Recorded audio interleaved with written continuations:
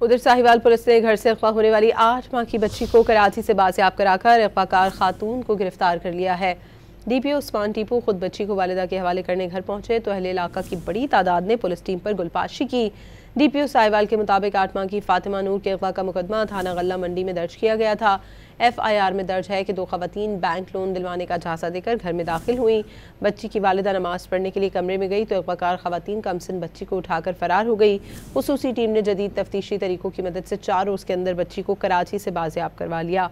Police ने खातून अगवाकार को गिरफ्तार कर लिया है।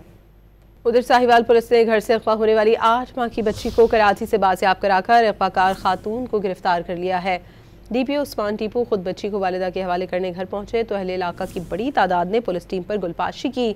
डीपीओ साहिवाल के मुताबिक 8 माह की फातिमा नूर के अगवा का मुकदमा थाना गल्ला मंडी में दर्ज किया गया था। FIR में दर्ज है कि 2 खवातीन बैंक लोन दिलवाने का झांसा देकर घर में दाखिल हुई। बच्ची की वालिदा नमाज पढ़ने के लिए कमरे में गई तो अगवाकार खवातीन कमसिन बच्ची को उठाकर फरार हो गई। खुसूसी टीम ने जदीद तफ्तीशी तरीकों की मदद से 4 रोज़ के अंदर बच्ची को कराची से बाजियाब करवा लिया। पुलिस ने खातून अगवाकार को गिरफ्तार कर लिया है।